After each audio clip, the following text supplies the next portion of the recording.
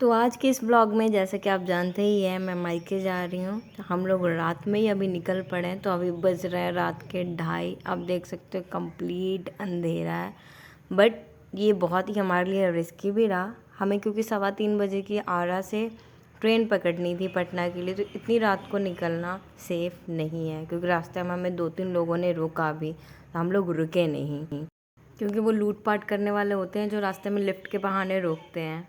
तो ये हम लोग आ गए हैं आरा स्टेशन। मैंने ऑलरेडी टिकट ले ली है। तो लोकल पैसेंजर ट्रेन है जो 3:15 बजे यहाँ से डायरेक्ट पटना के लिए निकलती है। तो ये पूरी की पूरी ट्रेन ऑलमोस्ट खाली ही है, बहुत कम लोग ही हैं। तो कंफर्टेबली हमें सीट मिल गई। सो मैं अपने पापा के साथ इंजॉय कर रही है। एक्चुअली मुझे 6 बजे वहाँ पे पहुँचना था, तो इसलिए हमने ये train as a option choose किया, क्योंकि हमें आरा से पटना जाने में 1 आवर तो लगता ही। तो हम लोग डायरेक्ट पटना नहीं उतरे। पटना से पहले स्टेशन आता है दानापुर, हम लोग वहीं उतर गए, क्योंकि वहाँ से एयरपोर्ट नज़दीक पड़ता है। तो ऑटो से हम लोग एयरपोर्ट तक उतर गए। यहाँ से अगेन थोड़ा वॉकिंग डिस्टेंस है, तो अगेन हमने एक और ऑटो लिया।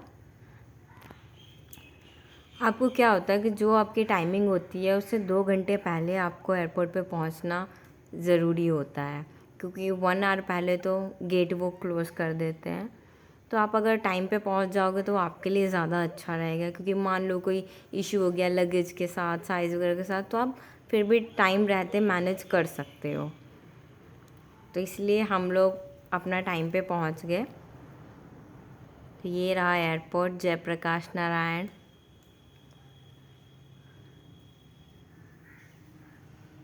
तो मेरे हस्बैंड हमें दोनों को छोड़ने के लिए आए हुए हैं। सौम्या बहुत ही ज़्यादा एक्साइटेड है एरोप्लेन में बैठने के लिए, क्योंकि वो पहले भी ट्रैवल कर चुकी है, बट वो तब बहुत छोटी थी। एक बार वो 1.5 साल की थी और एक बार वो 2 साल की थी, तो उसको उतना भी याद नहीं है। तो एयरपोर्ट बहुत ही आपको खाली खाली दिख रहा होगा, बिकॉज़ ये बहुत ही अर्ली मॉर्निंग हम लोग आए हैं, तो उतना रश अभी नहीं है। यहाँ पे ये जो कैरेज पड़े हुए हैं, यहाँ पे आप अपना लगेज लेके जा सकते हैं। जो भी आपके साथ आए वो अंदर एंटर नहीं कर सकते, तो उनको हमने बाहर से ही आप बाय बाय बोल दो। यहाँ पे एंट्री गेट पे ही आपको अपनी टिकट चेक करवानी होती है। तो आप या तो अपना एक प्रिंट आउट ले लो, और यहाँ पे आधार कार्ड मैंडेटरी है। तो आप 2 पर्सन हो तो दोनों के आधार कार्ड और टिकट आपको यहाँ पे शो करना पड़ेगा, तभी आपको एंट्री मिलेगी यहाँ पे। अब इसके बाद अंदर एंटर करते ही 2 ऑप्शन वहाँ पे बोर्ड लगा होता है, एक चेक इन और एक बोर्डिंग गेट का। तो चेक इन के लिए मैं नहीं गई, क्योंकि मैंने already online web check in कर लिया था। टाइम भी मेरा सेव हो गया। दूसरा, मेरे पास कोई लगेज भी नहीं था कि मैं लगेज वहाँ पे सबमिट करती, तो मैं डायरेक्ट बोर्डिंग गेट की तरफ आ गई। ये है सिक्योरिटी गेट के पास। यहाँ पे आपके पास जो भी हैंड बैग है वो भी आपको यहाँ पे सिक्योरिटी चेकअप के लिए यहाँ पे डिपॉजिट करना पड़ता है। और मेल और फीमेल की डिफरेंट यहाँ पे 2 सेक्शंस बने हुए हैं, जहाँ पे उनका भी चेकअप होता है, तो फॉर सिक्योरिटी रीज़न। तो I am done with all this procedures. तो मैं अपना लगेज ले लिया, और यहाँ से अब मैं जा रही हूँ वेटिंग रूम की तरफ। तो जो भी आपको बोर्डिंग पास होता है मेंशन, उस पर मेंशन होता है कि आपको कौन से नंबर गेट के पास वेट करना है। तो अभी यहाँ पे बहुत ही खाली खाली लग रहा है, क्योंकि मैं ही थी जो सबसे पहले आ गई थी 2 घंटे पहले एकदम टाइम पे। नहीं तो इतना रश हो जाता है। तो अभी यहाँ पे रश भी नहीं है, क्योंकि लोगों ने अभी धीरे धीरे आना स्टार्ट करना है यहाँ पे। अगर आप ऑनलाइन बदमाशी करती है। बहुत बढ़िया है। ये आप हाफ एन आवर पहले लाइन लगती है, यहाँ पे वो आपको बोर्डिंग पास चेक करेंगे, उसके बाद आपको फर्दर एंट्री अलाउ होगी। अब हम लोग बाहर आ गए हैं बोर्डिंग पास चेक करा के। तो यहाँ से ये बस है, जो बस हमें एरोप्लेन तक लेके जाएगी। तो हमारी फ़्लाइट है स्पाइस जेट। तो यहाँ पे कुछ मतलब जितने भी पैसेंजर्स होते हैं ऑलमोस्ट, अगर बहुत ज़्यादा हैं तो दो टर्न्स लगते हैं बस के, नहीं तो एक ही टर्न में वो सभी पैसेंजर्स को ले जाते हैं। तो थोड़ा रश भी होता है बस में, कई बारी सीट नहीं भी मिलती। तो बहुत ज़्यादा दूर भी नहीं होता है वैसे तो, बट कई बारी फ़्लाइट्स बहुत ज़्यादा दूर होती है तो बस की फैसिलिटीज़ या फिर जो ओल्ड एज्ड पीपल हैं उनके लिए भी ये सही है। हाँ हाँ। यहाँ से हम लोग दो चीज़ें मैं और बताना चाहूँगी। जो लगेज वगैरह जो भी आपको इंस्ट्रक्शंस आपको पहले ही पढ़ लेनी होती है, क्योंकि जो बैग साइज़ है वो मेंशन होता है, आपका जो वेट है लगेज का वो भी मेंशन होता है, उससे ज़्यादा नहीं होना चाहिए। अगर आप घर से वे करके नहीं निकलेंगे तो आपको बहुत डिफ़िकल्टीज़ फेस करनी पड़ेंगी। फॉर एग्ज़ाम्पल आपके पास एक एडल्ट पे 1 ही बैग आप लेके जा सकते हैं और 1 हैंड बैग। तो जो हैंड बैग है वो अप टू 7 kg लिमिट होती है और दूसरे लगेज की अप टू 15 kg लिमिट होती है। तो मैं तो 2-3 दिन के लिए ही जा रही हूँ तो मैंने कोई लगेज नहीं लिया है, जस्ट एक हैंड बैग लिया है पेटू। उसमें मैंने बस सौम्या के ही 2-3 कपड़े डाल रखे हैं, दैट्स इट। ये हम लोग आ गए हैं। तो यहाँ पे अब अगेन एंट्री से पहले आपका बोर्डिंग पास चेक किया जाएगा। तो उस पर एक स्कैनर कोड होता है, तो उसको वो स्कैन करेंगे तभी आपको अंदर वो एंटर करने देंगे।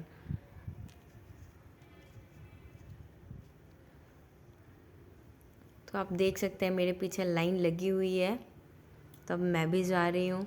ये वाली फ़्लाइट बहुत ही स्मॉलेस्ट फ़्लाइट है मैं कहूँगी, बिकॉज़ जो अदर्स होती हैं डोमेस्टिक फ़्लाइट या इंटरनेशनल फ़्लाइट्स वो कंपैरेटिवली बहुत लार्ज होती हैं।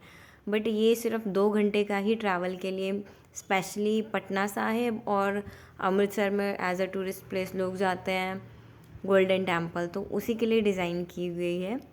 तो बहुत ही ये स्मॉलेस्ट फ़्लाइट है, इसमें स्पेस भी बहुत कम है। आई थिंक इसमें बिज़नेस क्लास भी नहीं है। तो इसमें दोनों ही साइड 2-2 सीटर्स हैं यहाँ पे। तो जो मुझे सीट अलॉट हुई है वो लास्ट में है 17th। तो हम लोग अभी वेट कर रहे हैं बिकॉज़ इतना स्पेस कम है कि आप साइड से पास भी नहीं हो सकते।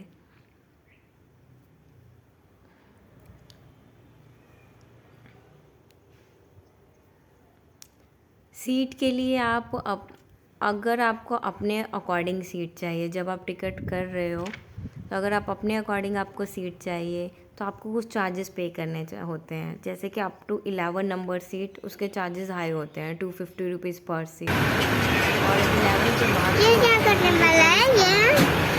हाँ? ये सौम्या अपनी सीट बेल्ट दिखाओ। सौम्या ने अपनी सीट बेल्ट लगा ली है। कोई भी सीट है। She is a good girl. वही इसको नहीं खोलते, यहाँ पे खाना खाते हैं यहाँ पे रख के। से हाय फ्रेंड्स। हाय इधर हाय फ्रेंड्स।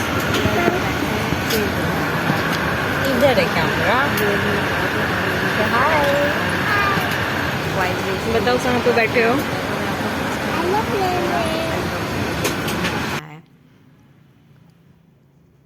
तो ये आप देख सकते हैं कि जब भी ये टेक ऑफ करने वाला होगा तो वो अंदर एयर हॉस्टेस आपको अनाउंस कर देंगे, पूरी इंस्ट्रक्शंस दे देंगे कि आपको सीट बेल्ट लगा लेनी है। यहाँ पे जो अप टू 2 ईयर चाइल्ड, मतलब बच्चा अगर 2 साल तक का है तो उसकी हाफ़ टिकट लगती है, बट सीट अलॉट नहीं होती। और जैसे ही वो 2 साल का हो चुका तो उसकी टिकट एज़ पर एडल्ट लगती है और उसको भी सीट अलॉट होती है। तो ये भी मैं एक इन्फॉर्मेशन आपको दे देती हूँ। बाकी जो ब्रेस्ट फीडिंग मदर्स होती है उनके लिए भी स्पेशल फैसिलिटीज़ प्रोवाइड की जाती है अंदर।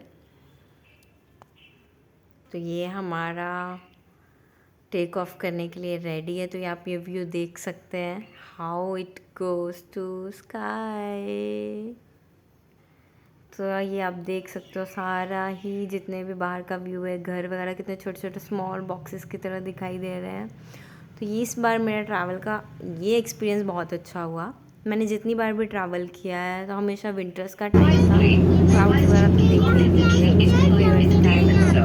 और इस बार बिकॉज ये रेनी सीजन है, क्लाउड्स तो भर के थे, ऐसे लग रहे थे कि कॉटन के सॉफ्ट बॉल्स जगह जगह पे बिखरे हैं। इतना ब्यूटीफुल व्यू था और मैं ये मिस नहीं करना चाहती थी। डॉटर को मुझे भी बैग लेनी नहीं, बट सराउंडिंग जो मेरे वो सारे भी खाली थे। जो खाली हैं आप किसी सीट पर बैठ सकते हैं, ऐसा कोई कंपल्सन नहीं है कि जो आपको सीट अलॉट है आपको वहीं पे बैठना है। जहां आप फेमस ब्रांड्स के तो मैंने मिरर अपनी शॉपिंग सीट कर सकते एक्सचेंज हैं कर ली वहाँ। डिस्काउंटेड रेट्स पर। स्काई में हमारा आपको फूड ऐसा एंड फील बेवरेज होता है मेन्यू कि भी जैसे ऊपर स्क्रीन पर फ्लाइट उपलब्ध है। बिल्कुल भी मूवमेंट कनेक्ट नहीं करने के करना, लिए ना लेफ्ट अपने ना राइट, कोई कोई हिलना जुलना नहीं, कुछ नहीं, ऐसा लगता है वो हवा में स्टिल है।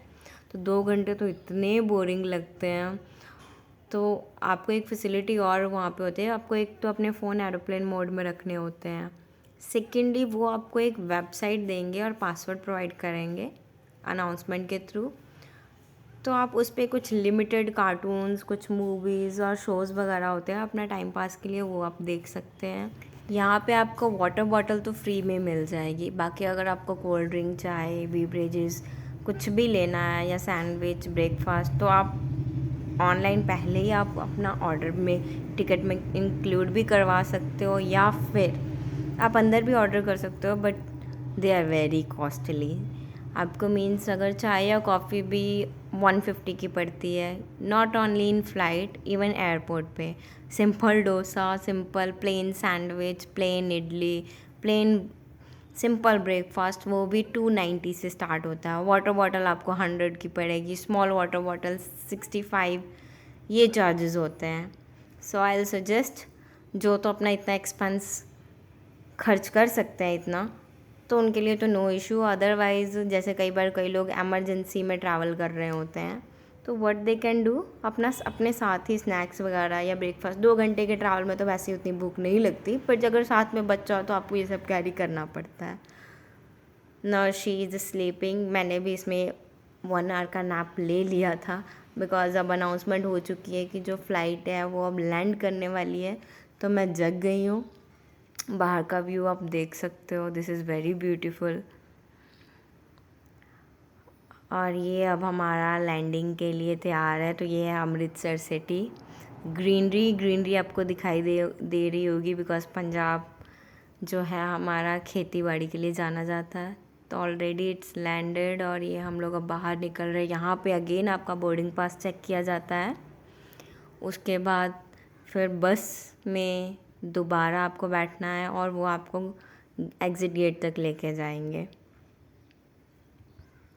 तो ये हम लोग आ गए एग्ज़िट गेट पर। जो अमृतसर का श्री गुरु रामदास जी इंटरनेशनल एयरपोर्ट है, ये इंटरनेशनल एयरपोर्ट है। यहाँ पे हाइजीन का, ब्यूटीफुल कल्चर, रिप्रेजेंटेशन, ये सब बहुत ही ध्यान रखा जाता है। इतना ब्यूटीफुली जो पंजाब का कल्चर है, इवन कि गोल्डन टेम्पल का जो मॉडल है, वो सब आपको यहाँ पे एयरपोर्ट पे देखने को मिलेगा। तो यहाँ पे आप अपना लगेज जो भी है, अपना टैग लगा होता है, अगर आपने उसके साथ कोई पर्टिकुलर निशानी बनाई हो या कपड़ा बांधा हो, तो आप अपना आइडेंटिफाई करके यहाँ से अपना लगेज ले सकते हैं। तो मैं अभी एग्ज़िट कर रही हूँ। यहीं पे ही इवन टैक्सी सर्विसेज वगैरह भी है, तो एयरपोर्ट के अंदर भी है, एयरपोर्ट के बाहर भी है। तो वही है कि वो थोड़ा आपको कॉस्टली पड़ता है। तो आप डायरेक्ट इवन कैब भी बुक कर सकते हैं, जो आपको यहीं पे एग्ज़िट गेट पे ही आपको रिसीव करने आ जाएंगी।